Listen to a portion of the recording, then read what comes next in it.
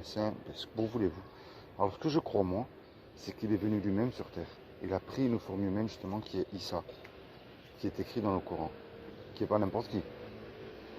Et quiconque croit que Issa est le Fils de Dieu et qu'il est ressuscité du royaume des morts aura la vie éternelle à mes côtés. Alors quand je dis Fils de Dieu, c'est pas comme vous et moi on peut avoir des enfants. Dieu est un esprit, nous ne pouvons pas le voir. Mais quand nous voyons tous les miracles que Jésus a accomplis sur terre, entre nous, il n'y a que Dieu pour faire ça. Maintenant, C'est les avis. le problème, c'est que les démons déjà ils existent, mais ils croient aussi. Alors moi, mon but, comme je vous ai dit, c'est pas de les envoyer quelque part. C'est un petit mot qui s'appelle la repentance.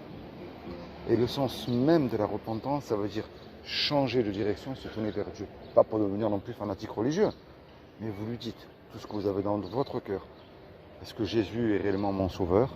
Est-ce que je sais qu'il va revenir? Je sais que j'aurai des comptes à rendre?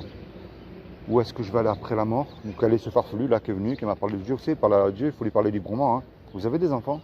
Non. Si vous en aurez, est-ce que vous aimeriez qu'ils vous disent tout le temps, jusqu'à la fin de votre vie, tout le temps la même chose? Bien sûr que non. Vous aimeriez qu'ils vous disent aujourd'hui, maman, ça va pas, j'ai des soucis dans ma vie. Et avec Dieu, c'est pareil, il faut lui dire tout ça. C'est comme si que tous les deux, vous voyez, on va faire une grosse bêtise. On va braquer la caisse là, qui est dans le magasin en face. On se fait attraper par la police. La police nous conduit tous les deux au tribunal. Le juge, il nous dit, voilà, je vous laisse le choix. Soit vous me donnez une caution de 2 millions d'euros, soit je vous envoie tous les deux 30 ans en prison. On n'a pas l'argent parce qu'on s'est fait attraper par la police. Et on ne peut pas non plus, tous les deux, revenir en arrière et effacer le mal qu'on a commis.